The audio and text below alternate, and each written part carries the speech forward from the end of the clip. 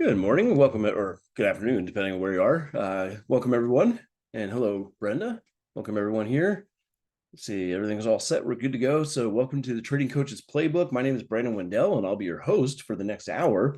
And we're going to talk a little bit about managing risk by using option spreads and how we can do some of that stuff. So before we get started, though, I just need to remind everybody that we are not broker-dealers or investment advisors. So we're going to look at this information from an educational standpoint only, not telling you to buy, sell, or holding particular securities, give any personalized recommendations. All markets do involve risk of loss, so don't trade with money you can't afford to lose. We are also not subject to trading restrictions, so we could have a position in a security or initiate one at any time. And if you have any questions, of course, keep it to yourself. I don't care. No, I'm kidding. Good morning, Stephen.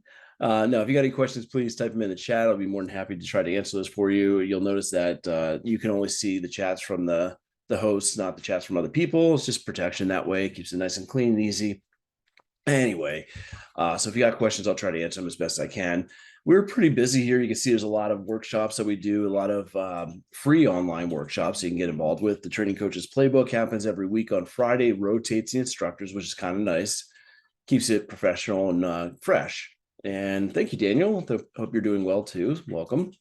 Power Hour, Rob does that every Monday from noon to 1. Also a good thing. I'm busy with the E-mini think tank and a couple other programs.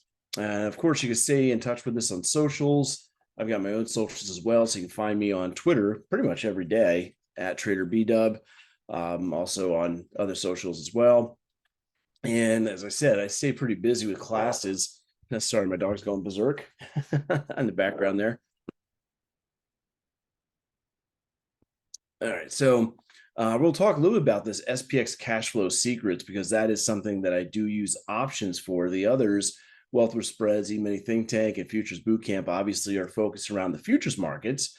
But with the SPX, it's all about managing risk and have a high probability opportunity pretty much every day to generate, I guess it would be passive income, really, because you kind of set up the trade and let it go without having to do much behind it or managing it, which is kind of nice. You know, we want to find opportunities, side hustles, if you will, where we can create passive income for ourselves. And that's what the SPX cash flow is all about. So we'll talk a little bit about that. It's been doing really well. As a matter of fact, let me see, where is it here? Just had it.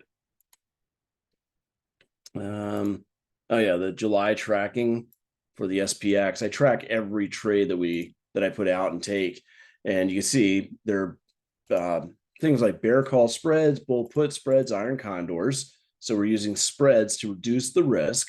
Now, there are losses, that happens, but overall the win rate is relatively high, and therefore we're positive for the month. And the nice thing about those types of trades as well, if you take a look at the margin column, and let me zoom in a little more on this so you can see everything. When you take a look at the margin column, that's pretty much a risk. Now, we don't take a full risk. That's kind of silly. We put in stop losses to manage risk. But worst case scenario, that margin is what it would be. And the nice thing is, you'll notice that the margin is on average around $420 to $430. So it's not like you got to have a mint to be able to do options trading if you do it properly. So we look for these high probability opportunities with high win percentage, and collect not the biggest amounts of wins, $60, $40, $90, but it adds up. If you're consistently doing that 80% out of the month, if I go, let me see here, I think I have that open too. Yeah, yearly tracking so far for this year, my average win percentage is 85%. And I don't think I'm up to date on August. I need to update that one. And let's see where we are now. Yeah, we're about 82% on August, but I forgot to add in the past couple of days, I think. Yeah, it's only to the 22nd. So still got a two days, and then of course today to put in as well. But anyway, I'll talk a little bit more about how this works. But again, it kind of goes to the crux of what I'm going to be talking about. This is a strategy that I was taught and kind of tweaked a little bit to make my own, where we are looking for high probability trades. And again, the win percentage kind of belies that. Even though the average win is small, we're getting a lot of them. So even though the average loss is larger, you see that the ratio is great. And that's how we end up being positive for the month, pretty much every single month since the inception of the program. We look back at 2022, 83, almost 84% win rate. and the average monthly win was $800. There was one bad month in January where we were only positive 15. It happens, right? And at the end of, well, we only did 2 months in 21. So I was doing pretty well. That was almost 90%. But yeah, for a full year, pretty good rates there. The average capital used, that's a great question. You only need, as I showed you with the margins, basically $500 per trade. But you don't want to go into an account with only $500 and have no room for error, right? So I would say that it's probably best to have about a $2,000 minimum account, even though you could do it with 1,000. It's I would say you'd want at least $1,000 for every one contract that you put on. So we'll talk a little bit more about that. How do I use the candles on a 1 hour chart? The same as I do on any time frames. Oh, you're right. Yes, thank you. The August doesn't. You'll notice I was on vacation for my birthday for a week, so it jumps from the 14th to the 4th to the 14th. So we missed a whole week where I was out and still did pretty well on the returns. Yes. Anyway, getting back to a question that came out. 1 hour charts. Yes, I use the candles the exact same way. And I use the same moving averages for everything. I don't rely heavily on moving averages. I do use a few. This is the chart I'm actually using for the SPX. And oh, great questions popping up. I'll get to that in a moment. I use my 889 moving averages for an entry strategy, and then I use 8 and 21 for trailing stops. And that's really all I do when it comes to moving averages. So see, capital use went over that. Is it daily expiry? Yes, it is. I get into trades that are going to be expiring by the end of the same day, usually about 2 p.m. So there's limited risk because there's only 2 hours left until the expiration of those contracts. So you can't have a lot of risk time-wise. And a great question Paul just put out, a small account, like I said, $2,000, don't you run afoul of day trading rules? Well, no, because if you take a look at the exits, the majority of the exits are expiration. So when you enter into a position but do not close it out, it expires at the end of the day. Technically, it's not a day trade. A day trade is when you enter and exit the same security within the same trading day. No exit, no trade, technically. So it's kind of a loophole for that, which is kind of nice. So it could happen. And the reason why it could happen is if you were to get stopped out multiple times in a week, which I had here, 16th, 17th, I had 3 stop outs, but then we've gone far enough without another stop out. So I actually in this program have never had that problem, which is pretty cool. Again, because the majority of them are expirations, not exits. I had a couple losses, but they're sporadic enough that I don't run afoul of the day trading rules, which is nice. Yeah. And I use SPX over SPY. People have asked me that as well because of the fact that they're what are called European options. European options cannot have early exercise, which means if you're selling options, then you don't have to worry about getting stock put to you or having to buy securities. So yes, I do use stop losses in these positions as well. You can see right here, I was stopped out on a position just this past week. Actually, I was stopped out. Unfortunately, I was stopped out, and then the trade would have won right here. Those 2 trades both would have won had we not been stopped out, but rules are rules. We follow the rules. So anyway, let me get a little bit into this, and I'm sure I'll answer more of those questions as we go along. Options are relatively simple tools. Sorry, my dog's trying to jump on me now. She wants attention. We only have 2 types of options, calls and puts. And there's only 2 things you can do with them. You can buy them or sell them. So, I say that she wants me to pick her up. This is Lucy. Lucy's a French bulldog that is really tiny. She looks more like a Boston. But anyway, so what was I saying here? 2 types of options, only 2 things you can do with it. There's really only 3 steps. Now, there are kind of intricate steps when it comes to options trading, but there's really only 3 steps. Step 1 is on the underlying security, whatever it is, a stock or a futures contract, whatever it may be. What is your potential direction of that underlying? Are you bullish on it? Are you bearish on it? Or are you neutral? Then you've got to pick the right strategy to help you get there. And that's where there's a lot of steps, obviously. But, if we're bullish, I can either buy a call. If I'm bearish, I would simply sell that call. Everything's equal and opposite. If you are bearish, you could also buy a put, or bullish, instead of buying that call, we could sell a put. So there's always two options, no pun intended, two choices, I'll say, for strategies if you are bullish, two strategies if you are bearish at minimum. There's a lot of strategies that you can use that simply put together options to create the risk that you're looking for in a trade. So let's see, we got another couple of questions here. If I'm in an expiration, don't close it out. Can you end up owing a bunch if the market maker puts stock to you? Well, that's one of the reasons why I do SPX options on the index. There's nothing to be put. They are cash settled. So at worst, that margin that you put down as a deposit will get taken from you. But that's the maximum you could possibly lose, is the margin you put in at the beginning of the trade. The best case scenario is you get paid cash, and in between, you might get paid less, or you might have to pay a little bit out of your margin. So that's one of the reasons why I do trade options on stocks, don't get me wrong. But for this particular strategy, to reduce risk, I choose an index, which is cash settled, and it makes it a little bit easier for accounting purposes, not having to worry. Plus, as I said, they're European style, which means that there's no early expiration, no early assignment. You can't exercise whenever you want and try to get stock from somebody. You have to wait until the expiration, which is an advantage for the sellers. Okay. So let's see, if the target profit is 50, the stop loss is 100 to 150. Correct. I typically do kind of a 2-to-1 risk to reward. So actually I would get a stop out at 3 times the premium collected. You actually see that in some of my trades. For instance, this loss, we collected 50 cents in premium. I was stopped out at $150 premium. So we lost 100 because we had taken in 50 and used part of that. Yeah. But yeah, I put in stop losses. Now, sometimes the stop losses get stopped out when we may not want to because the trade ends up working.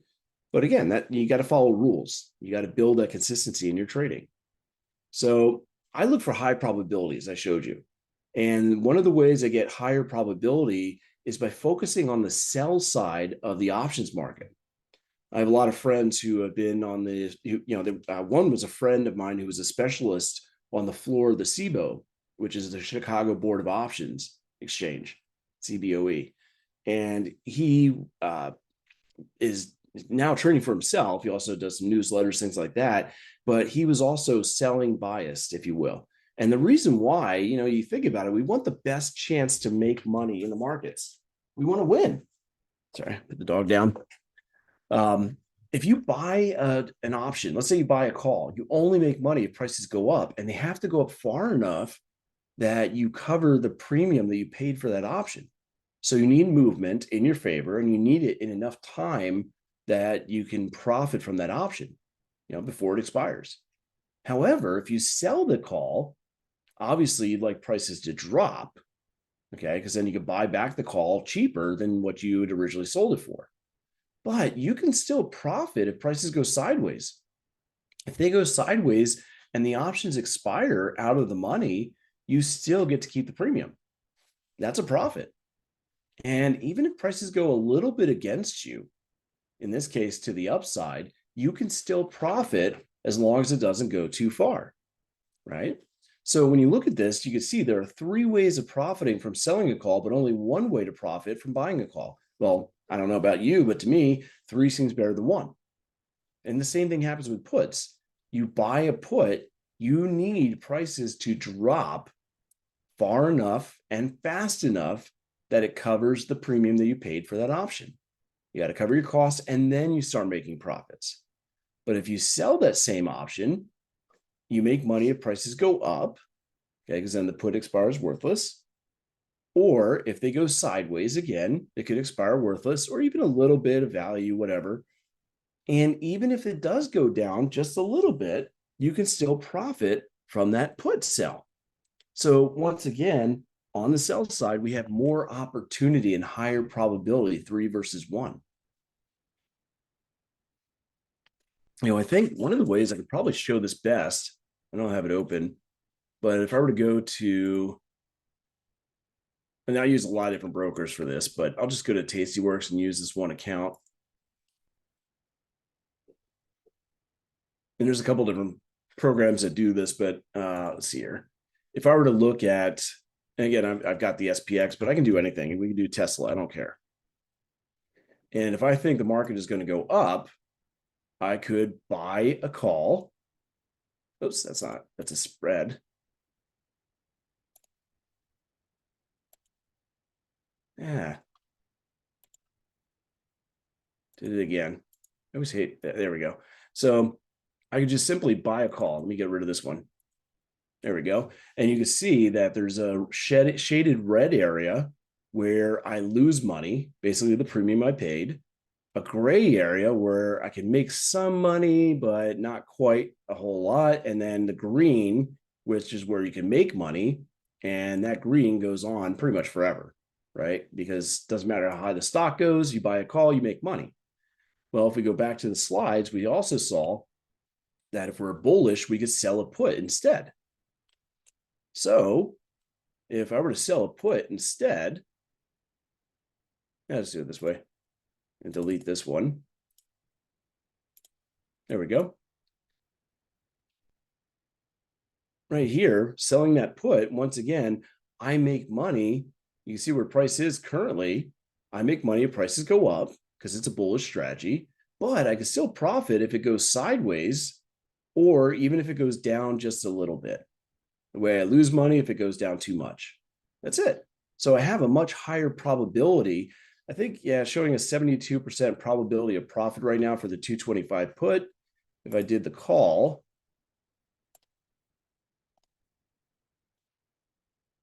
same 225, probability of profit is only 40%. So once again, I'm seeing that I have a much higher probability selling the put versus buying the call. And the same thing would happen selling a call versus buying a put. Now, the problem with simply selling an option, let me see if I can change this to sell to open. There we go. Again, if I'm bearish on this, I can sell a call, but you can see the problem right here. That's the infinity symbol. And that is potentially the risk you have. And even if you sell a put, you have risk from wherever you sell down to zero. So to manage that risk or minimize that risk, we are going to look at something called a spread. And right here, now I actually have a cap on how much I can lose. And that's what I want to do. Now, it will reduce your reward, okay? Anything you do to decrease risk will reduce reward. You cannot have one without the other. So, question from Pavneet. When we select strike price, do you consider the amount invested versus capital? Yes, you do want to consider the rate of return to a certain extent. You want to make sure you're getting a good bang for your buck. And where can you find that worksheet in Tastyworks? This is just the order under the trade box on the web version of the software. This is how they show their trading. It's under what's called the curve. Does Tasty show the rate of return? No, I don't believe they do here. You would have to take the price. When you go to review and send, it'll show you that maximum loss there. That's the premium I'd have to come up with. There's my reward. So you just divide that into the reward and that'd be your rate of return. So for this case, it's a simple calculation. 44 divided by 456. That's a rate of return of 9.6%. So yeah, you can shop around to see which are the better strikes for that. And also I want to consider what's happening on my chart as well. How do you enter stop loss in an option trade? There's actually several different ways to do that. And one of the things I've done, actually, let me go back to my browser. One of the things I've done is close out a few things. I'm not logged in right now, but in the SPX program, I actually created videos on how to do that. So my students, I tried to help them as much as possible, obviously, and I'm always available. It does this.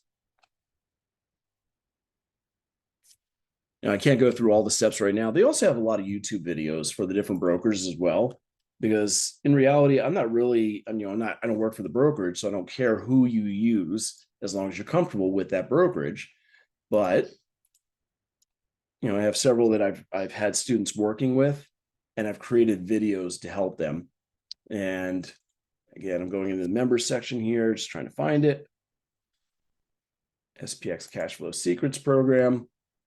So if you join me, and there's two ways of joining, I do a quarterly subscription and a monthly subscription. With the quarterly, you get 2 weeks free to try it all out. And you actually get access to all the videos. So right here, trading using Tastyworks, trading using Thinkorswim, using TradeStation, setting stops. So I go through all those steps in the program there as well. And there's documents to kind of back that all up as well. All right. Anyway, getting into the risk parameters, the best way to figure out what kind of risk you're facing, because there are several different risks, is to look at something called the Greeks. The Greeks are actually risk measurements when it comes to options. Okay. Oh, yes. The option AI is coming very soon as well, as soon as they start offering SPX options. I was just looking at them as well. So, we have 5 major Greeks that we deal with when it comes to options: delta, theta, gamma, vega, and rho. And if you know Greek lettering, vega technically is not, so they use kappa sometimes, you'll see that. But there's only 3 that we really want to focus on. Gamma and rho, those are a little more advanced. Gamma is the rate of change of delta, and rho is the influence of interest rates on option pricing, which honestly right now is a little bit of an impact because of the rate changes we're getting from the central banks. So that is something that we definitely want to kind of keep an eye out on. But for the most part, to control risk, we really focus on the 3 main Greeks that I'm going to talk about today: delta, theta, and vega. So delta, D, stands for direction. And it's how much the option premium will change if the underlying security moves by $1, either up or down. So it's a kind of a percentage, if you will. Theta is how much premium will decay for time passing. So every day, these options are kind of like ice cubes. It's the way I kind of think of them. An ice cube melts as soon as you take it out of the fridge. And there's things you could do to make it melt faster or slower, obviously, depending on what temperatures you expose it to. And with options, just like ice, if you have a large mass, it will melt slower than a small sliver of ice or a small cube. The same thing happens with options. With time, if you have a lot of time left until expiration, then the decay will be relatively slow. If you have very little time left till expiration, then it melts very fast and decays very quickly. So people have to be careful. I've seen traders lose money even though prices moved in their favor, because the theta can be greater than the impact of the delta, even on the same option. So again, you got to be careful and not ignore these risk parameters. You got to understand them. And the last one is probably the most important, and that's volatility, or V for Vega. So this is how much the options premium, and the premium for an option, if you're not familiar, is the price of the option. It's what you would pay for the option or what you receive if you were to sell the option as profit.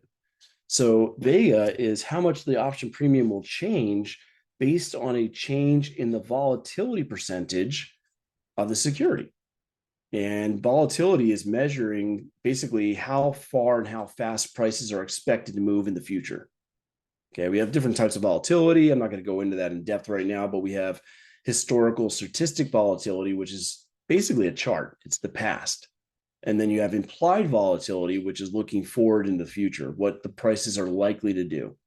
And that has probably the biggest influence on option pricing out of everything there. As a matter of fact, I'm going to open up, I'll use TOS. Like I said, I've got many different programs I can use, but some of them show me the data that I like a little bit easier. So, and we can actually look at some of the Greeks together. I've probably done it on TradeStation as well. Option Station Pro works pretty well. The thing I like about Tasty is that it's very visual. That's one of the reasons why I've been using that. And they offer sometimes better premium pricing. There is sometimes a bit of a difference between brokerages, not just in commissions, but also in the premium that is offered from the brokerage. I don't know if they just mess with it from the exchange or what happens, but it can be a little bit different. And it's still installing updates, so we'll get back to that. So just remember D for delta, direction, T, theta for time, V, vega is volatility. And those are the influences, as I said, for or from the effects on options. Excuse me. So when we look at these again, buying a call will have certain risk characteristics. The delta is positive.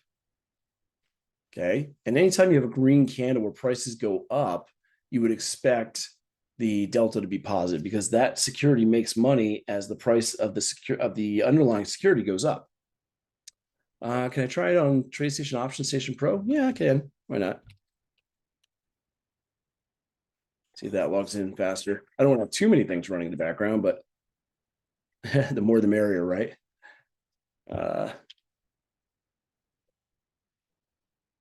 Oops.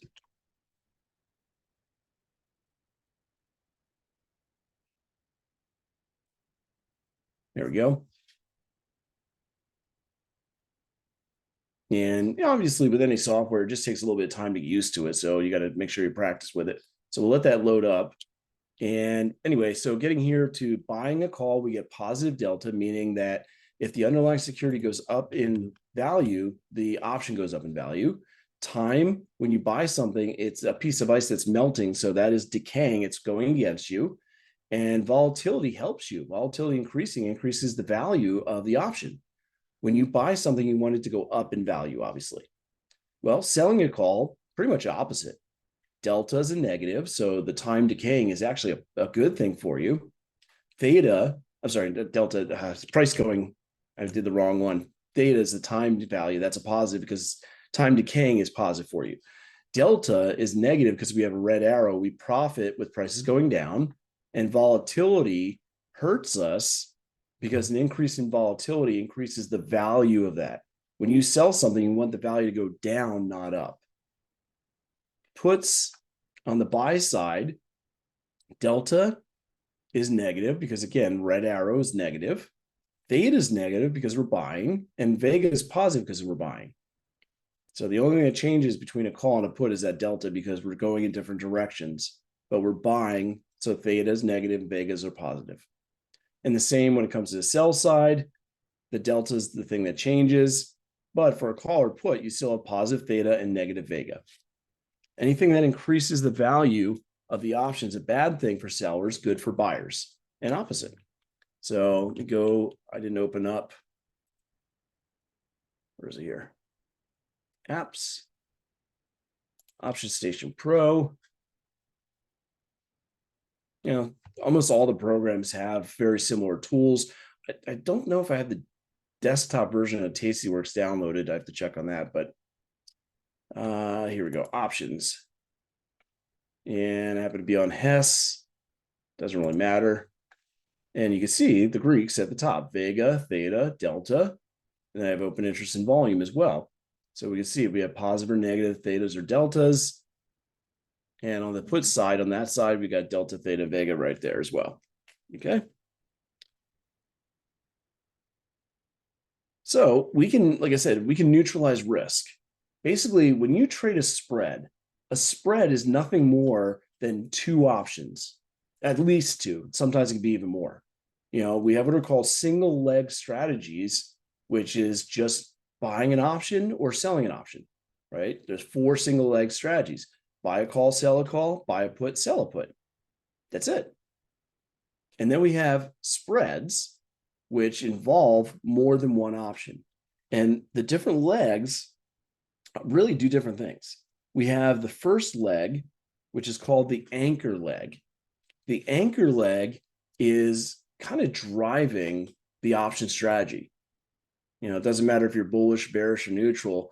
The anchor leg that you choose is driving the strategy. It kind of sets the tone. If it's a bullish strategy, again, you would go back. Where to have it? Oh, oops, I missed.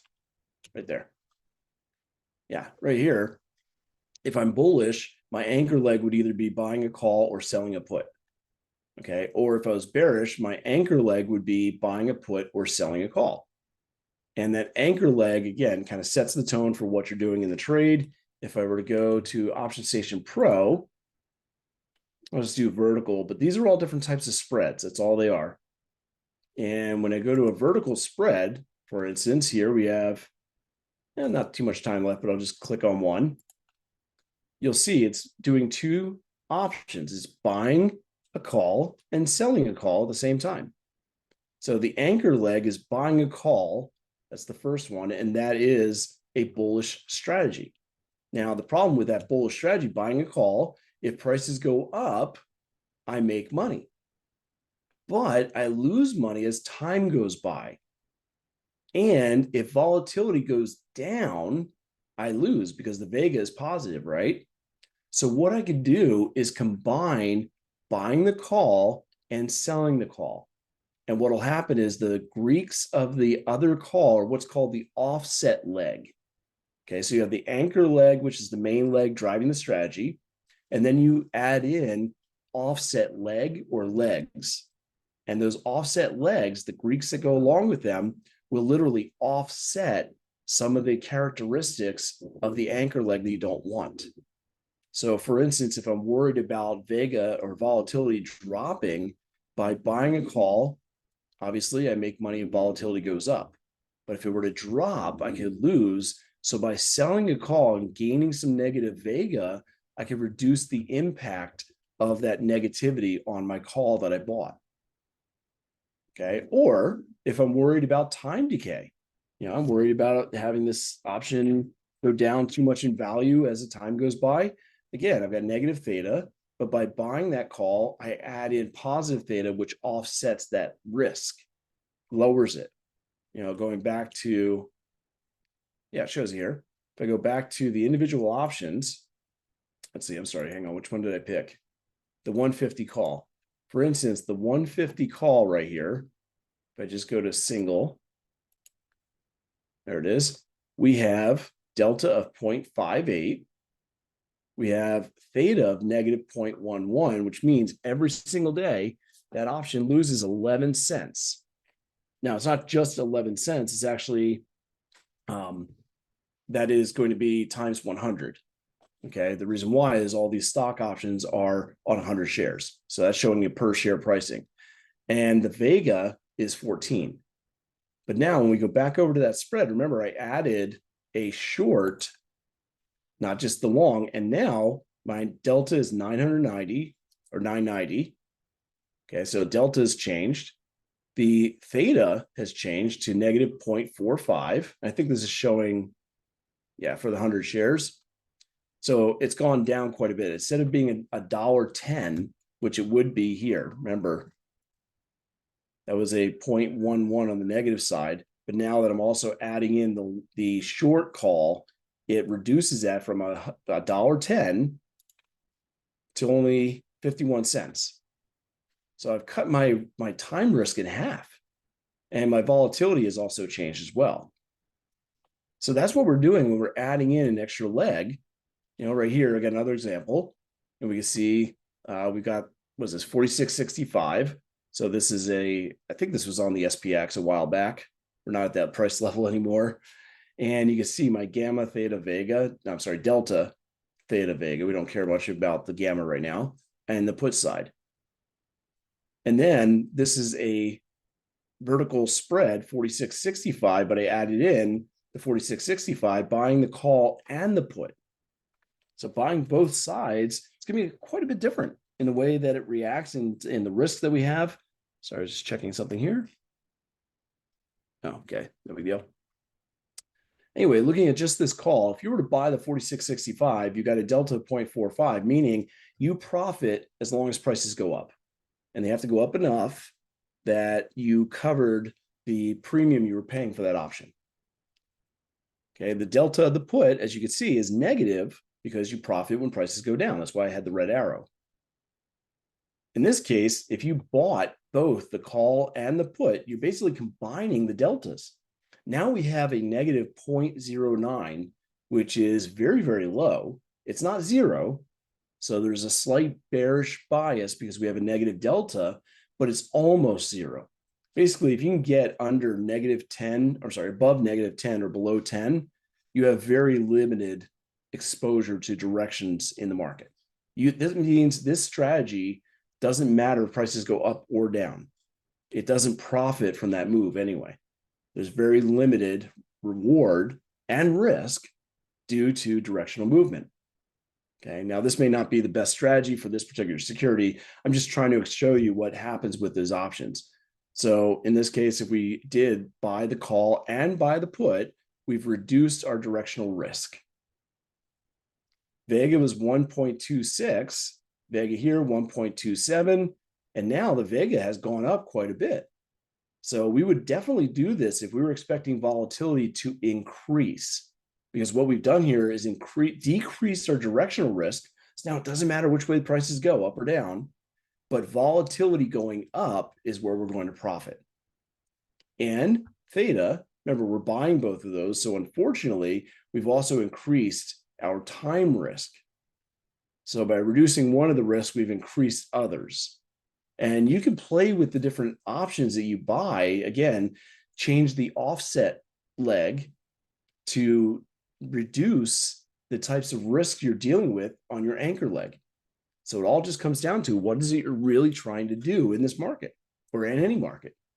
And you can customize options a little bit easier than you can with any other strategy. You know, stocks, futures, Forex, crypto. I mean, really, you make money when they go up or down. You could possibly make some money on other things like staking for crypto or interest rates on Forex, dividends on stocks. But really, the majority of trading that goes on in those securities is directional. With options, we can play additional dimensions. And those additional dimensions are, we have obviously direction, but we also have time and volatility now. So in this case, we took we took volatility out of the equation. Another way of doing this, and this is a single spread on the option chain. We have a strike of 46.85, 46.90. Let's see, these were calls. Okay. So if we do an anchor leg where we buy the 46.85, basically we're going to be bullish, right? We're buying a call, and going back to my chart, that was a green arrow in the top left corner. So that delta is 0.47. We profit if prices go up. Now, if we short a different strike call, we are offsetting some of those features that we had on the anchor leg, the 46.85. So this is in white, of course. I forgot to change the colors. But, you know, basically, if we buy at $11.60 per share, we sell at $8.60 per share, we're reducing our cost to $3 per share, right? We buy one option, sell the other. The premium we sold lowers our cost.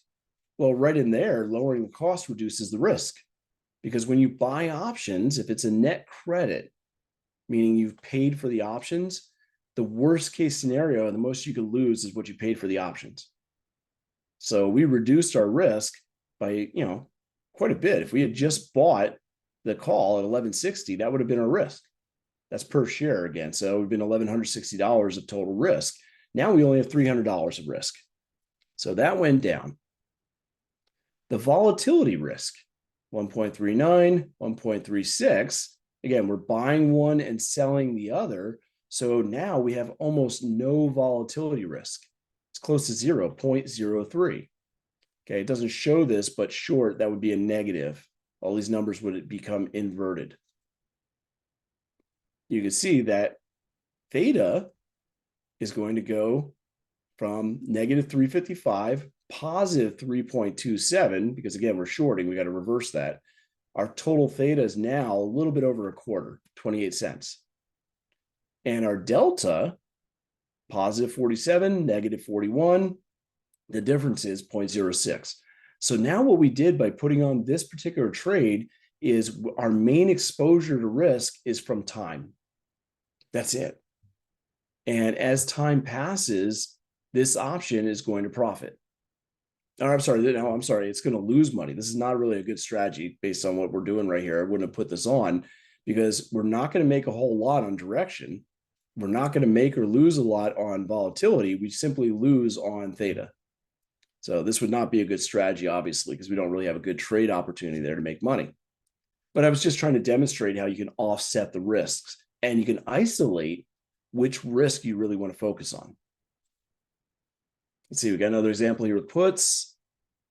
And we could go live and look at some better opportunities. So I got 48, 46.80, 46.85. And these are puts where we're going to buy the 46.85 and sell the 46.80. Okay. And in this case, again, we're selling 740, buying 970. Our total cost now is only $1.70. So $170 reduced from $930. The delta is negative 45. Actually, it'll be positive 45, negative 54. So now we have a negative 9 cents of delta. So basically, we have almost or very little directional risk. Our theta is a positive 12. So we do profit a little bit from the time decay.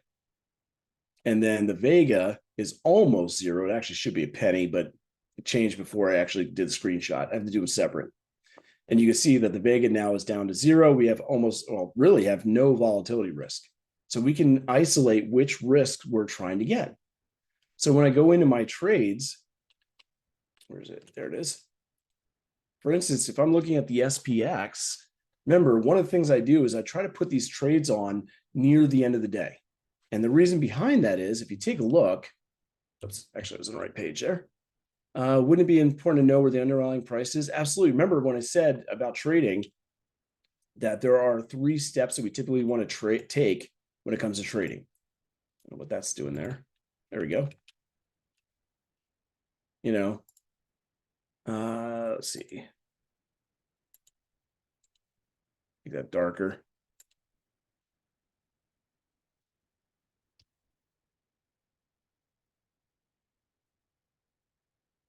So option trading steps. Number 1,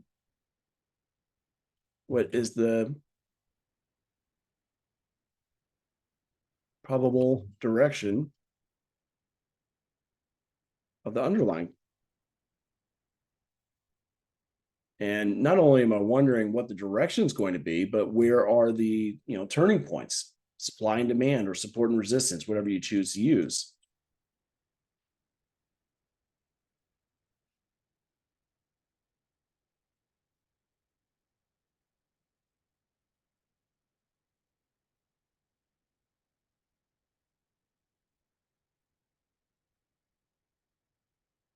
Oops.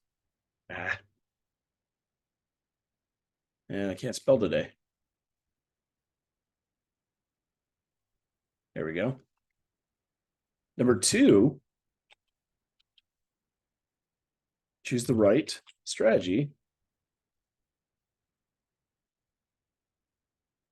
Okay, so in choosing the right strategy, there's a couple things. Again, I'm oversimplifying it, but this is really what it comes down to. So if we're trying to choose the right strategy, we're going to be seeing our options, cheap, buy or credit spread. Debit spreads.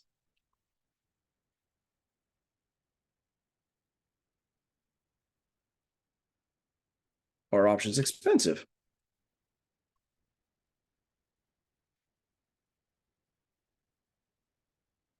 Sell or credit spreads. Right? We got to figure out what is the right strategy.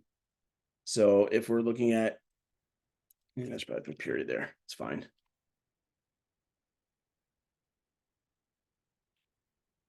And then execute and manage the trade. Oops, sorry, getting a phone call. There we go.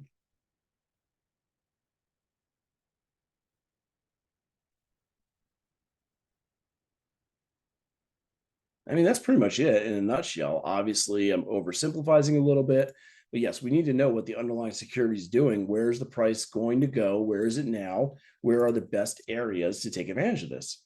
And the nice thing is when it comes to the SPX, as I was saying, there are 5 options available every single week. You got Monday, Tuesday, Wednesday, Thursday, Friday, unless there's holidays going on. So looking at these, they call them weeklies. They were recently created. And when they were created, they were only 3 days a week, Monday through Friday. Monday, Wednesday, Friday. And then they expanded them to 5 days a week, which is great for my students because I didn't charge them anymore for the SPX, but I ended up having to work more because I'm doing it 5 days a week rather than just the 3 days. Going into Option Station Pro here, if I go to $SPXW.X, that's the correct symbol. Let me go back there for a moment and talk about that symbol as soon as it loads. And it's running a little slow because there's so much going on.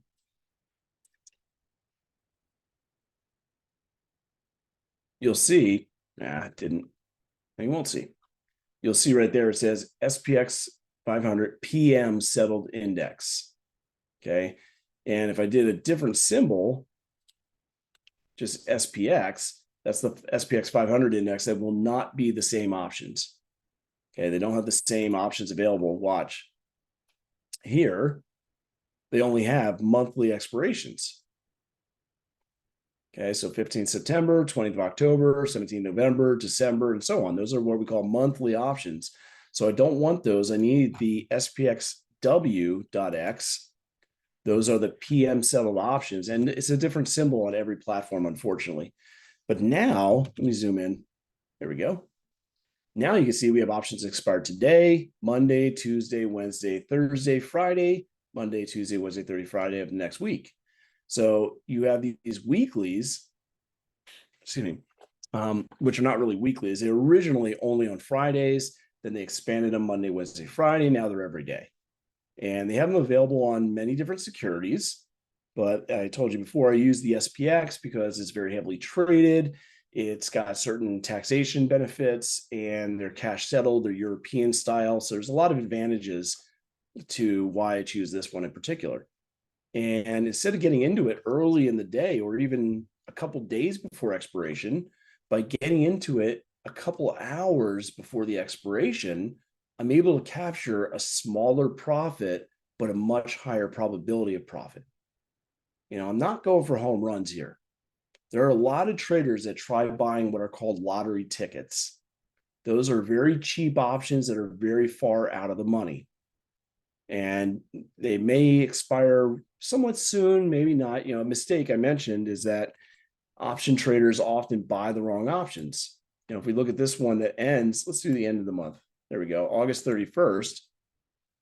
If we were to buy a call at the money, 43.90, you got delta 55, but look at the theta 278, and even the volatility 226.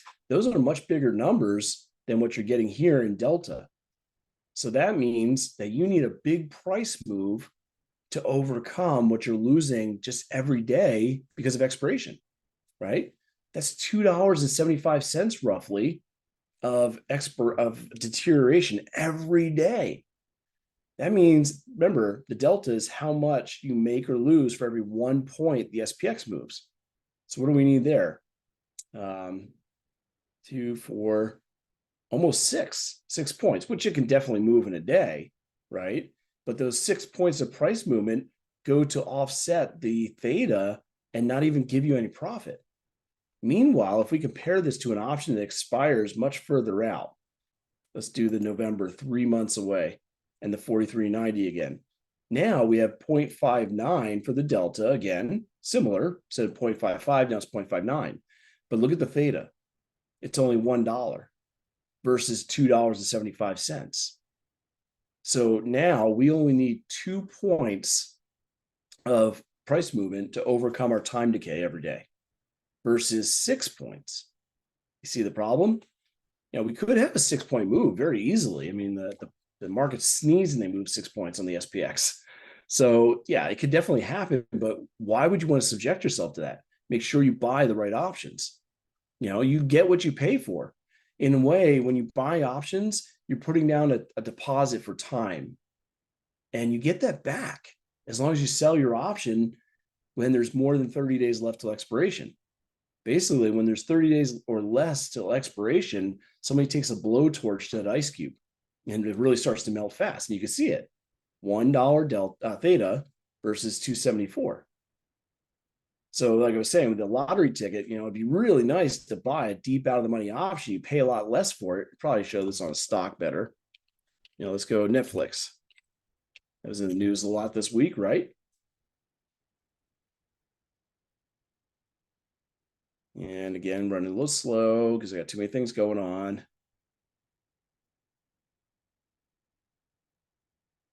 There we go.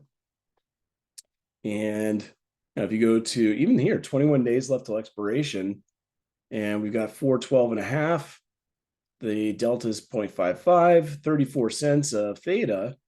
But if we were to go out a few months, it was the 412.5.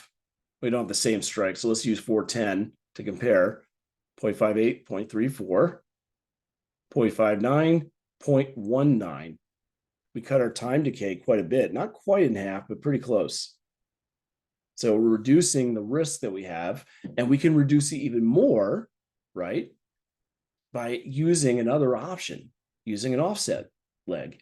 So if I create a spread, we can reduce that risk even greater. So let's see, what do I suggest? What do I suggest for NVIDIA as an example? Had the big run up after earnings, but gave it all back. Yeah, people play earnings very, very wrong. And I don't know if I have the indicator on this chart. Let me see. This is nothing here. Studies, add. I don't know if I have it on here or not. No.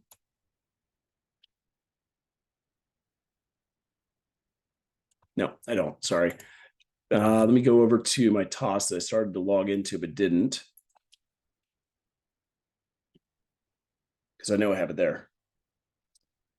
Anyway, what a lot of traders do is they think there's going to be a big jump in volatility right before the the earnings release. So they end up buying options waiting for that big jump. And in actuality, the volatility does kind of spike right before the earnings release, but the best time to buy them is about a month before, and then sell it just before the earnings or just after the earnings, because volatility is kind of the enemy of investors. Investors like certainty. They like to know what is happening in their price. And if there's a potential for a large price move, high volatility, that makes investors nervous, right? So once we know what the earnings are, NVDA, then obviously there's nothing to be afraid of. There's nothing to worry about because we already had the news out. But prior to that, the investors get nervous and volatility rises. That's not what I wanted. Here we go. Studies, add. I think that's it. Yeah. And we get rid of the RSI for now. There we go. So basically, this is what happens pretty much with every earnings release. You can see just before, and there's the earnings release.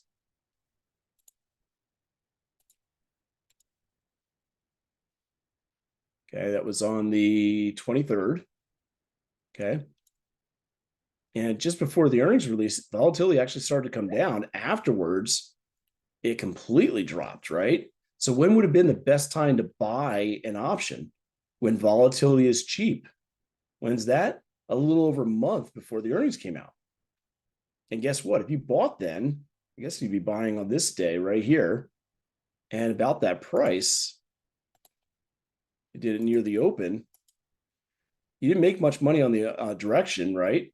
Maybe a little bit if you got out here. But if you waited for it to come down a couple days after, well, you're back to the same volatility, back to the same price. Nothing happened except time decay. So if we wanted to profit, we want a high vega, meaning we profit from the rise in volatility, and therefore we want to buy options, but we want to buy it about a month, month and a half before the earnings. And you could dump it before the earnings. You see, we would have made profit there. This volatility moved how much? Oh, here, let me draw some lines. About 0.4647. Yeah, 0.46. And it made it all the way up to about 71. Or is it? Yeah, 71. So we rose about was that 28? Or no, not that. Sorry, 24%. So, I mean, if you were to go back, and it's kind of cool, I could do this. Think back, NVIDIA. Get rid of this. So if we go back to, what day was that? Now I forgot. This would have been 13th of July. And whoops, I got to go back to that day. 13th. There we go. And we wanted to hold on for a while. Remember, I want to stay away from that time decay as well. And we just do 90 days till expiration. Let's see how that looks. And we don't need that.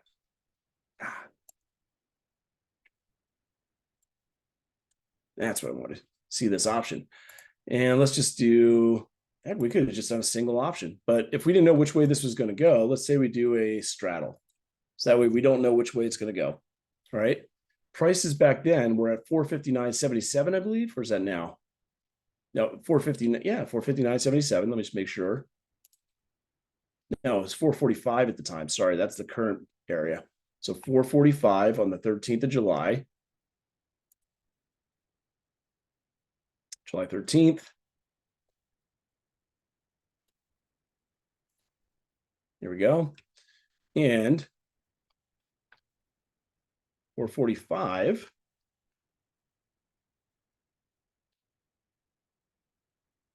Buy a call, buy a put. There we are. Right? So we just buy a straddle. Doesn't matter which way prices are going to go. We have negative 44 for the theta. So there's time decay. There's 20 on the delta. But look at the Vega, 185. That's where we're really trying to profit if that volatility goes up, which it is inevitably going to do. It's just a matter of how much it will go up.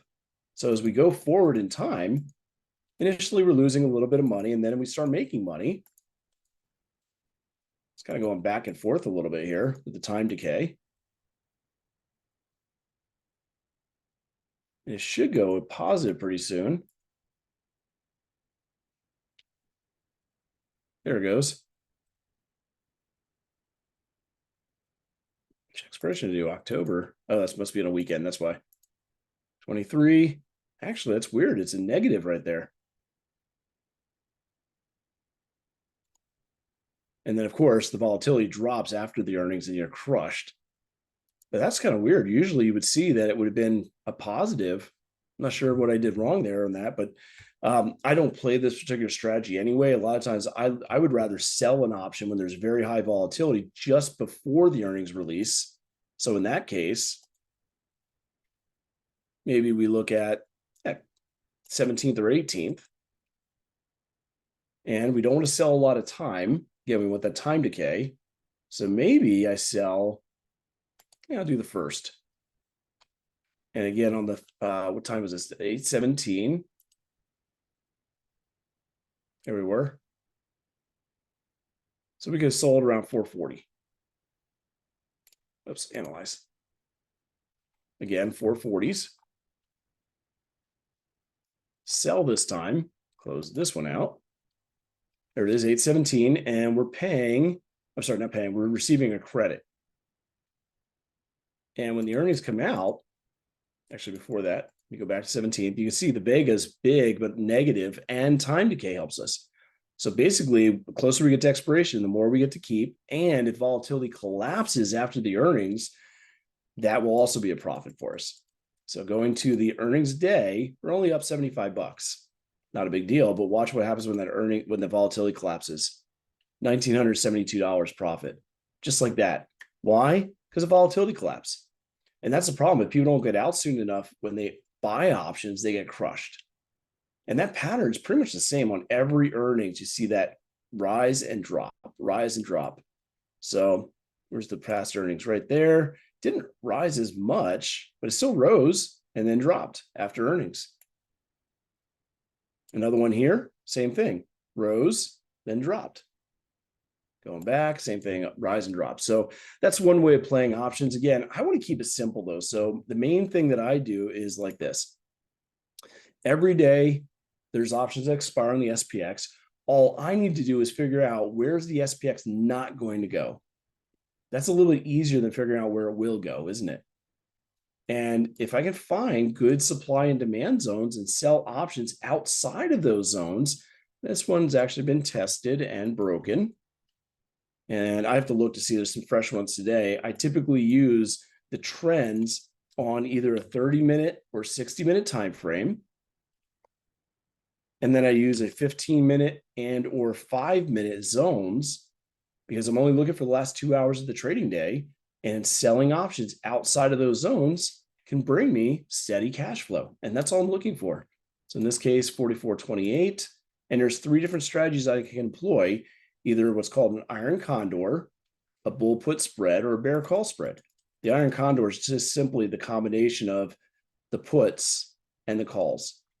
And by selling these options, I basically profit from not the price movement, but as long as prices stay inside a range, I keep the premium at the end of the trade, which is basically the expiration day. So here, I'm on Tesla, wrong one. SPX, there we go.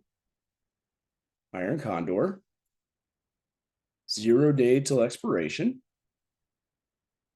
Let's see, we got 44.30, 43.40. This probably won't be the trade I end up picking. 44.30. We're getting a little bit of premium there. 30.35. And what did I say on the downside? 43.40, maybe even 45. That's too far away to get good premium. Let's see.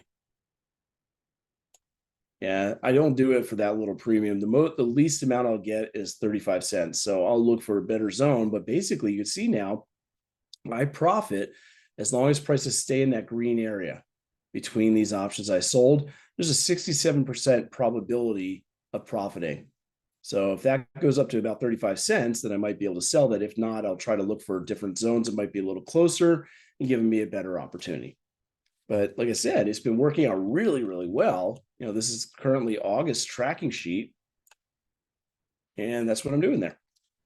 So anyway, that's a couple different things on options. If you want to get more of that information, you could do a 2-week free trial by signing up on the quarterly version of subscription, for the SPX cash flow. If you're interested, you get a 2-week free trial. No, we don't even charge your card for the first 2 weeks. So you could get, try to get everything, all the education there, try it out and see if you like it. And, if you do, maybe you found a new way of creating some passive income for yourself on a regular basis. I send out a text every day at 2 p.m. for the trade ideas with the probability of profit and the zones. And you can put on the trades and follow me if you want to, or put them in simulated mode just to try them out for a bit and learn the strategies, whatever you'd like to do. So I want to thank everybody for being here. I got to jump into a meeting. So until next time, everyone, trade safe, trade well, take care. Have a great weekend too. Thanks for being here.